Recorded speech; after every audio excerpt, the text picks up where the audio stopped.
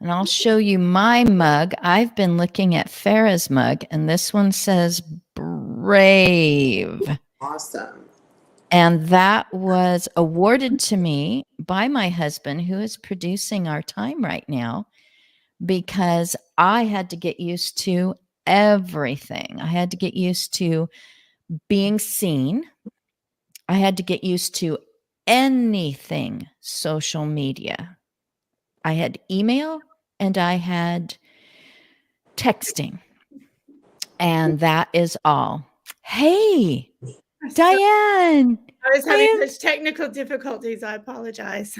Oh my goodness, is that what they call them? I actually was looking at something last night where a person uses technology to communicate at all because they use their eyes to look at alphabet letters or parts of words to communicate. And I said, "Oh, you are a fabulous, mascot and encouragement to everyone who thinks that technology is not helpful or out to get them, because technology has made this young man able to express everything that is in his wonderful mind, as he is moving along through life and moving on through his education." So I was just like, I'm going to remember this tomorrow. If anything technologically happens, that I'm going to be like, hey, technology is good. And there are two other people here that agree with that. Diane, Farah, Michael. Oh, I am so glad to be in this room with you today and to show you my brave mug. Farah, would you hold up your mug again? My And senior foresight. yeah, Hey, senior living foresight. I had to think about that a few times. Farah, you were the first one that came in the room.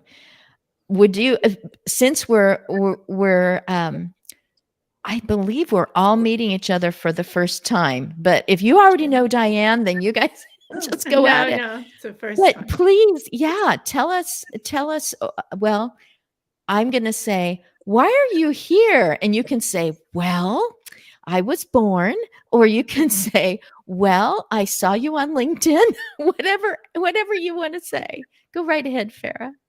Well, Christine, thank you so much for having me. My colleague and friend, Abby Ritchie, actually turned me on to your network. So I was really excited to kind of start to see you. And then I think we had that mutual introduction. But, I would say I'm in every conversation and really my connected life. I had been an executive for 20 years in senior living. I'd been advising investors and operators the last 5 years around better operations, how to meet the needs of the private pay market. And then I got sick and I was diagnosed with a rare brain, actually terminal brain degeneration. I refused to accept it. So part of my story today is talking about advocacy, both for residents, certainly seniors, people over the age of 60 are often, we have ageism that takes place in the medical community. And I fought hard, got into UCSF, and I didn't have a terminal brain disease. I had a very common form, but evidently my whole life, of epilepsy, focal epilepsy. And so over a course of months last year in 2021, I was treated and I have a new brain. So I feel like I went to Oz and I got a new brain. And with that new brain, at the age of 60, I had a decision to make. What will I do with the rest of my life? And so now my advocacy is to show what this looks like. I was accepted at ASU in the Edson College of Nursing and Health Innovation. I'm finishing a master's in aging.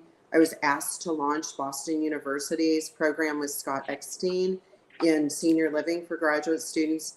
And then Steve Moran, who was a client, also I was a customer of his, asked me to join Senior Living Foresight to really help grow that platform as well. And at the same time, my husband and I moved to a Revel Legacy independent living community in Scottsdale. So I feel fully integrated for the first time in my life, my bachelor's and graduate work is in human development, but it was always about the other versus me. And now I feel that I have a valid voice to offer around all of these parts of our wholeness is in our human continuum. And certainly what I see today in our American culture around ageism and overcoming ageism. And we have to step up, all of us over the age of 55, certainly I'm over 60, and stand up for our right to contribute, be heard, have purpose, and not just go away in this American culture that, as Dr. Gillette has a great book called Aged by Culture. And in America, we see from birth to death a decline. And that is just not the truth of this human experience. Oh my goodness. Yep. And some people would do mic drop. And I've not dropped a mic yet on purpose, but on accident. And sometimes they bounce. And Michael, you heard that word, ageism. And that is where I first met you, was in an ageism conversation. I felt like I was, like in your living room with some of your friends. I would love to hear more about you. Well, that was an ageism collaborative that I've been very active with. But since transitioning out of the corporate world, I've tried to maintain connections with seniors and peers, and found a real void in what was going on, at least in our area. I think the Midwest, and I'm outside of Chicago, is well behind the East Coast, well behind the West Coast, well behind the Southeast Coast with regard to what they're doing as far as helping seniors, helping older adults. And I was looking for conversation and started a senior group myself because there was a void. There just was nothing of the nature in the area, and got on the internet and started researching and looking for resources for this group that overnight grew to a couple of hundred people on our email list. And that's what my wife and I have been doing for the past almost 5 years, is just accumulating resources to share with senior adults. We've been doing entertainment when COVID struck and people were forced onto Zoom. But we also realized that 90% of the people that were bringing onto Zoom had no idea what they were doing. And it took me a while to start asking questions like, what version of Zoom are you running? And can you share your screen? Do you know how to save a chat? Do you know what annotations are? Can you use a white screen? And I was getting blank stares. It was like, I have no idea what you're talking about. I said, well, how could you be on Zoom and not have any idea what I'm talking about? And so we started doing classes and teaching people how to use the internet, how to use computers. We're mainly Windows-based, but a lot of the programs that we use and a lot of the free resources on the internet are available both for Mac users, Linux users, as well as Windows users. So we've taught, and I got involved with a couple of other groups in the senior area. There's a 55 plus group that's launching businesses that I'm involved with. I'm involved with a website that's trying to bring together 50-year-old seniors and companies that want to hire those people. And I also do volunteer work for an organization that services the senior community that's based in Baltimore, Maryland. Thank God for Zoom and places like Meetup and Eventbrite. But we had a very interesting conversation a couple of months ago, and we have a meeting twice a month, and one of the meetings is for a guest speaker, and the other meeting is for just a discussion group. So the discussion was, what social media platforms do you use to promote your business? And since I've been on the internet since 2006, the subjects that they were bringing out, LinkedIn, Facebook, Alignable, Pinterest, TikTok, Instagram, I knew all of them. I've been on all of those platforms, and I never said anything because, I didn't want to be, quote unquote, the expert in the room. But then they transitioned to another question, which was, well, what social platforms can you recommend to senior adults? And nobody had any suggestions whatsoever outside of Facebook. And I'm sitting there saying, I've been accumulating this stuff for over 4 years. You mean you're servicing the senior community and you've never heard of Get Set Up? You've never heard of Senior Planet? You've never heard of Cyber Seniors? And I just went on and on and on and on. And that's what's evident to me, that we have a whole bunch of resources out there, and there's no collective place to point to them and say, go.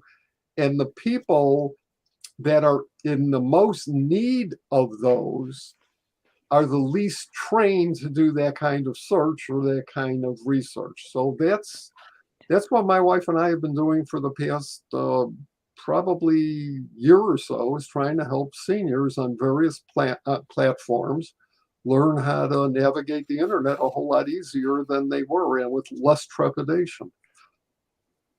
Oh, fantastic. Oh, yes. And now I know that Alignable it keeps popping up. I got connected through yeah. I am a techno toddler. I run around touching things, getting into trouble, whining when it doesn't do what I want it to.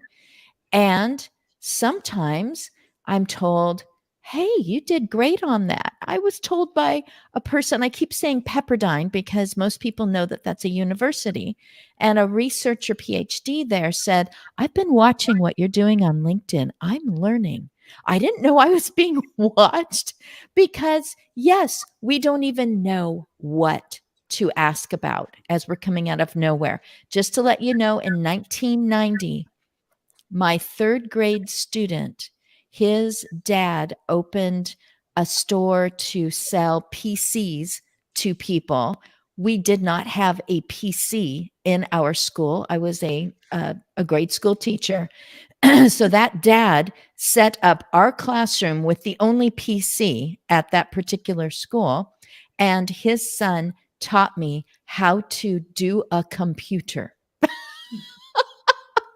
I believe my husband had one, but he had a different kind, and that one happened to be Mac. So I stayed after school, and that 9-year-old taught me how to do this, and he is doing it to this day because I've met him as a husband and dad. So, wow, we are so grateful for those who will sit patiently with us and go, try that, and not make us feel dumb, not condescend, and not lose it when we're just going, I know you said that a few moments ago. Let me try again. So, Diane, I met you on screen when you were doing an author interview with my husband, who is also producing Our Time Together today. And so you were willing to jump. In fact, he said, you got to have Diane on your new. And so, and today really worked out for you to come in. So I would just like to know more about you. All I know is author. So anything that you say beyond that is going to be new news to me for sure. Great. Well, first, I want to say thank you for having me. And wow, I am so honored to be in everybody's presence. I mean, I just want to interview each one of you because what you're bringing to the world is incredible. So my background is teaching, so I can go all the way back to the Philippines when Apple actually was looking. We were the incubator at the international school for will computers work in the classroom. So I have a whole giant story. I won't bore you with that, but it is important to have the be the coach on the side and also let the student be the coach to the teachers. But that's for people who have open minds. But wow, what you guys, I mean, I just don't even know where to begin. So I do believe, I don't believe in the word OLD. I believe that we are seasoned human beings and that we have a lot of wisdom to share. And I really agree with Farah that it is in our culture.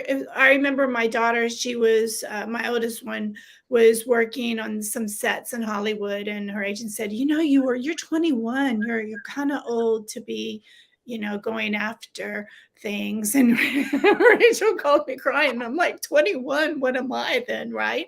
And so that mindset is incredible. And so now, so I've done a lot of things on stage throughout different countries and so forth, and it is amazing to me to meet people who are in their 30s saying they won't hire me because I'm in my 30s, and I'm like, this is absolutely crazy.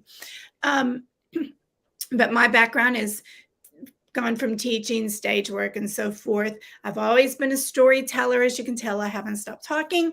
And there was a moment in time that I decided I wanted to put my stories to print. And what a blessing that's been, not just because my books are finally published, but because I have met so many people, especially people that are trying to find themselves at this time in their lives. I remember helping my mom learn the first computer and then taught her the iPad. And then all of a sudden she had more friends than I did, and now I'm in her age. I mean, I'm in that situation. So I was born in 1954, to just let everybody know. And I think that us, quote, seniors are seasoned people, are people of wisdom. And just like my grandma gave me lots of advice and wisdom, it's because you've lived chapters, and we do have a purpose. And what I find now that I am doing is I'm actually helping people become storytellers and then putting their stories to print and helping them. So I have a couple of friends that are in their 70s now, and they are published, and it's very exciting to see because they have this new purpose in life, and they're making a difference. And anyway, I could go on, but I think I absolutely love that. Right? Oh my goodness. Yay. So I will admit, I was going to keep it a secret until I put out my next LinkedIn newsletter article, but I'm just going to reveal it right now. I have looked up a word that came into my mind just to make sure that I couldn't find it anywhere on Google. So the word is just a combination of two, and that is geropreneur. I've seen mompreneur, I've seen solopreneur, and of course, I believe the beginning of it all is entrepreneur. And in my mind, geropreneurs are specifically creating a service or providing a product or connecting people together. That person is, I guess I would say, qualifies to be in the gerontological end, or what I call the third of life. It seems like the first third is maybe the first 30 years, and the second third is the second 30 years. And then after that, it's the third of your life. So each year, when I turn 63, I still have a third of my life left. So it's not going to fit in somebody's mathematical thing. So I just keep thinking I'm still living into the third of my life. But geropreneurs in my mind are people who in that this third of our lives is creating something for people that specifically benefits. It could benefit anybody at any age, but specifically they want to get it out and before and make it accessible to people that are also living into the third of their life. So I might be on a screen with 3 other geropreneurs. I know, I want a cup that says that. Can you coin that, please? I love that. I'm a geropreneur. Ask me why I'm a geropreneur, because you are actually maybe even starting this, or you've reconfigured what you've been doing, and now you're pointing it that direction. And it isn't, I don't know. I just don't want to put any barriers on what all that can mean or what age you are when you feel like you're doing that, just so I just wanted to list in this article, I just wanted to list a bunch of people and just like a blurb about what they're doing instead of talking about my thoughts, and put it out there and just basically, put it on LinkedIn and say, hey, geropreneur, make a comment and say, this is what I'm doing. And age. That's great. Age. What is age and what is too old? That sounds like a door slamming. Yeah. You are too old when you are like this, Right. Farah, tell me your thoughts as you've been listening to Michael and to Diane, your thoughts. Well, just like Diane said, so honored to even be at the table. I feel like we're having such a dynamic conversation. And with my new brain, that, I went to Oz and I got a new brain, it made me realize that it didn't matter what my body was doing. I was privileged to be alive, privileged to be in a body. And I think that's the cultural message that I'm certainly learning more about in my own master's in aging, around how we in our third act, in our third chapter, as you said, we have to show the world, that we're not going away. And the opportunity for us that's so awesome to me on a global level is that the demographics are on our side. So we know the globe, as the US continues to age, and 1 in 5 Americans by 2050 will be over the age of 60. Globally, today there are 1 billion women that are postmenopausal. Where's the femtech?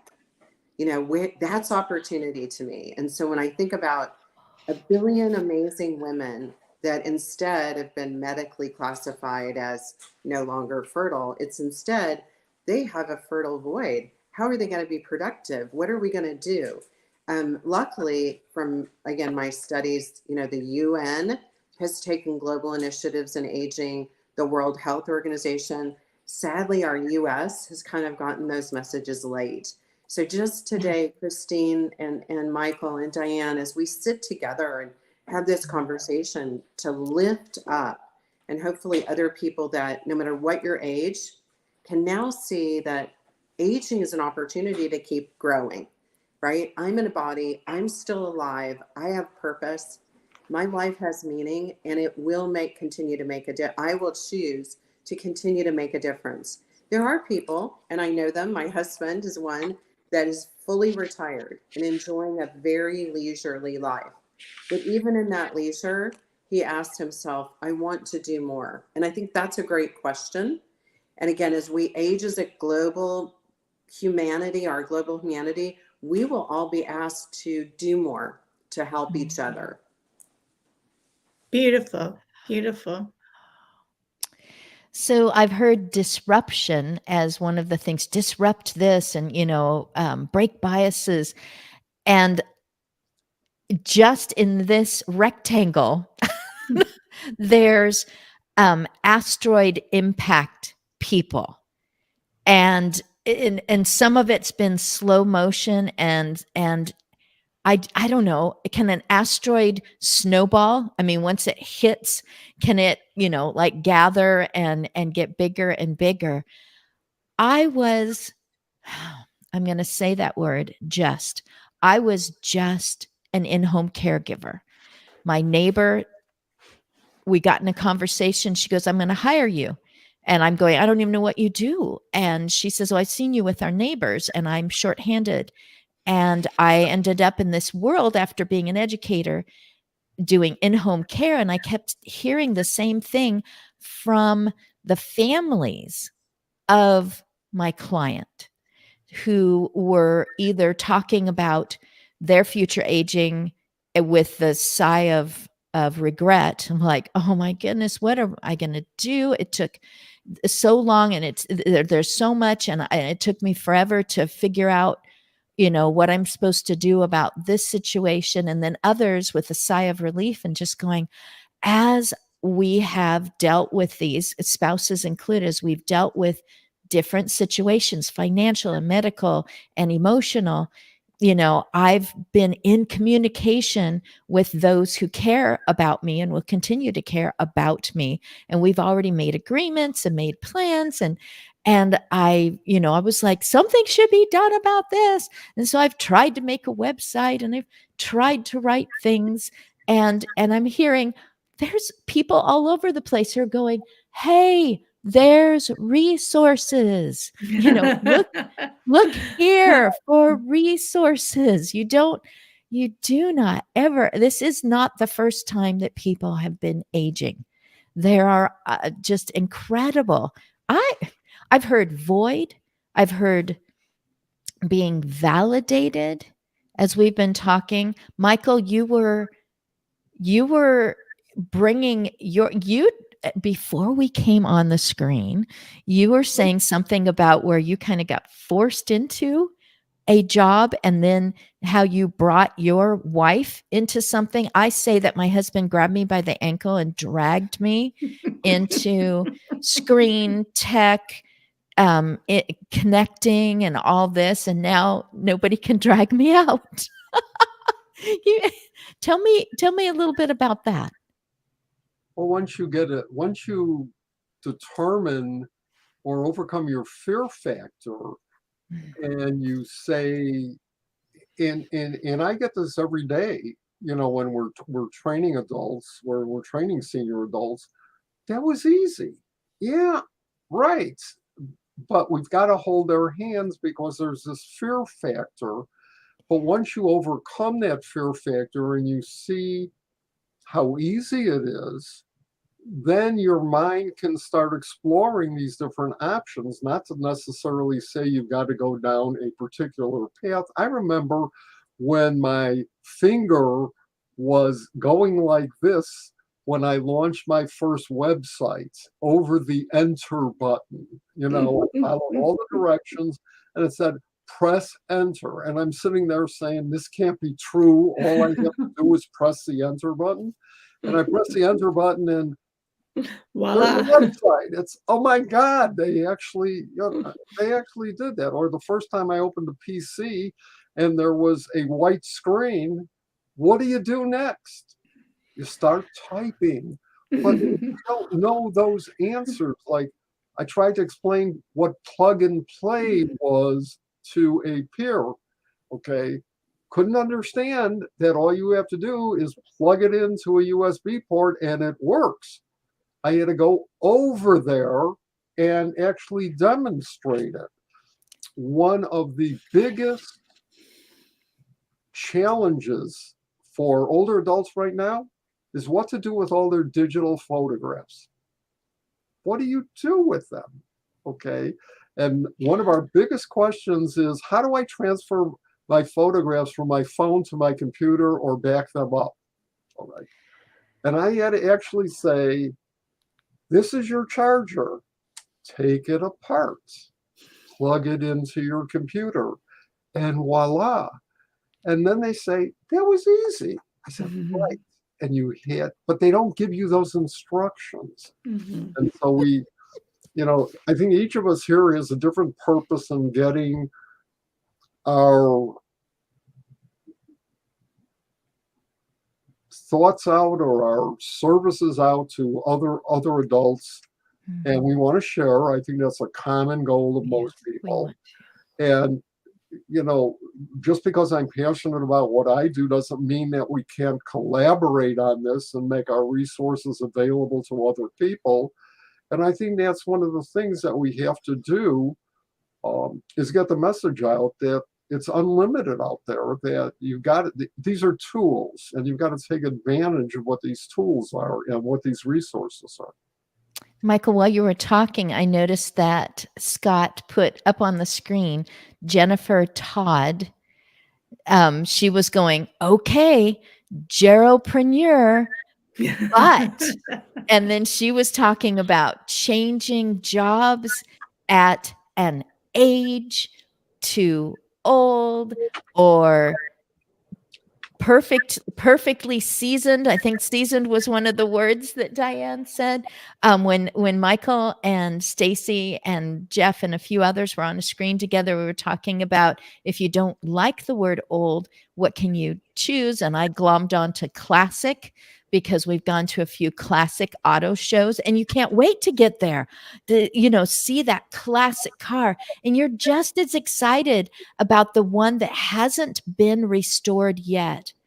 And you're just like, look what's there. Oh my goodness. That reminds me of in Grandpa's garage and all that, as the ones that have been completely refabbed. So I feel like that's what Jennifer Todd might be getting at here, is like, look at these people at their age, at what are they doing? What age is that age when you are just marveling at what they're doing?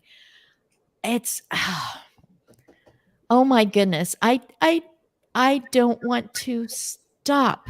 I am going to say, Diane, would you just tell us one more, anything that you've been thinking about that has come across your mind in the last half hour? And then we'll go back to Farah, to Michael, and then we'll just have to wave goodbye. Diane, what are your thoughts? I don't want the show to end. It's so exciting to talk to y'all. I have a million things, right? So I hope y'all can meet again. One of the thoughts that came to me to just share, in case y'all like this idea, is I was reminded when I was a young preschool teacher, we had a retirement center so close to our school, and I've always taught in private school. And once the parents agreed, so I'm talking quickly so you have plenty of time, and but we adopted grandparents, Right. and they would tell stories, and the kids loved it because a lot of times their real grandparents lived far away. And what came out of that was the woman in charge of figuring out things to do. I ended up working a little bit with her afterwards when the kids were all gone, because the grandparents would help them paint a picture while they're telling a story or make a Valentine, et cetera, et cetera. But what the residents wanted to do after that was, this has given me a new lease on life. And they wanted to start telling their stories. And before I knew it, we were over there helping them write their stories to give to their family. And so I just wanted to share that. And who wins? The workers at a retirement center, seeing all that energy, it revives them. The teacher is just floating on air going, I can't wait to get back there. The kids tell stories to their parents. Their parents are just like, oh, that's so marvelous. The families hear from maybe their parents, their loved ones there, about, you couldn't believe, that kid is smart as a whip. Everybody wins, and everyone is and the respect level, instead of walking into a retirement center going, oh my gosh, there's old, they're like, I can't wait to get there. I can't wait to see what story. Right. They have such an incredible life, and how exciting is that, right? And that's what I wanted. Oh, I love it. Diane, or not Diane, Farah, there we go. I keep putting my phone on mute. We're having a real experience. My retired husband's going out for the day. So, Yes, uh, yes, this I- is reality. moved into our community 2 months ago, and I have been so engaged in activities and work that I haven't finished my office. So I'm in my living room. So thank you. I love what Diane said. My bachelor's is in human and child development. So I was an administrator for Montessori. And as I've watched Montessori. in this aging equation, we compartmentalize so many things in our culture instead of intergenerational. And I posted on LinkedIn New York Times article about caregivers in Japan bringing their infants and toddlers to work. And because we have a crisis today in caregiving, I think it's a great solution. Certainly in my community, we had a young person that just left to go and work in the daycare where her infant was instead of staying to work here. And so I think we just have that, if we could take a opportunity as a culture to see that we're really interdependent and that intergenerational, I think we're going to feed the narrative that this human continuum is something that we're on a path of, but not a decline. And so I agree, Diane. I think the priceless generation of vitality and awareness and our humanity comes when we're doing more of this intergenerationally together. Oh, Thank so you. celebrating our interdependence, not just independence, but I just, I love all of that. Michael, I'm going to let you finish off. I don't know whether I have any words to finish up after everything I've heard, to tell you the truth. It's all marvelous, and I revel in it. And I think a lot of this has to do with looking at some of the ages of our politicians and sitting out there and saying and reflecting and saying, how many years ago would we have thought that we'd be listening to presidents in their high 70s, to the speaker of the House in her 80s. I mean, Dr. Fauci in his 80s, McConnell in his 80s. I mean, I think that has a bearing on the fact that we're waking up to say you're not decrepit at 65. You don't just go into a wheelchair and sit there and rock or sit there in front of the TV. But I think that business has got to wake up to that. I think there's a lot of discrimination and a lot of ageism, and that I've interviewed a number of seniors in this regard, and one of them that stands out is a cousin of mine who absolutely loves the fact that the company she's working for appreciates her wisdom and her knowledge and her ability, and accommodates that through flexible scheduling, part-time work, even benefits. And I don't think the vast majority of corporate America adheres to that. And I think that's got to be the next revolution that takes place. Wow. Reveling and revolution. I like you And I like want to share and want these realities to grow and capture the imaginations of anybody, any age. Go ahead, Michael. all I was saying was I like you. Okay. Because you said I like you. Yeah, but the reality is, though, we're talking about a very small fraction in our age group, though, that are really viable and really on the internet and involved in things like LinkedIn or other platforms. There's this whole big, larger community, and you're probably talking, you have to realize that 15% of the population in general is in this age group. Half of them have no connection to the internet whatsoever. They don't know, they don't want to get involved. They don't even have a smartphone. They don't have email. And then another big portion of that other half just don't have the skills to get onto the internet and do the things that you and I take for granted. And that's where I'm trying to make a difference. Yeah, I've had to be interconnected with either my daughter helping me with my phone or my husband going, taking a breath and saying, go up to the left-hand corner and look for this. I mean, my hands go up and I'm, and I'm going to encourage people. I said I'm a techno toddler. I run around, I touch things, I find out how they work. I'm discovering human beings. And it was really easy for me to think that if it's all on screen, then it's kind of like watching TV.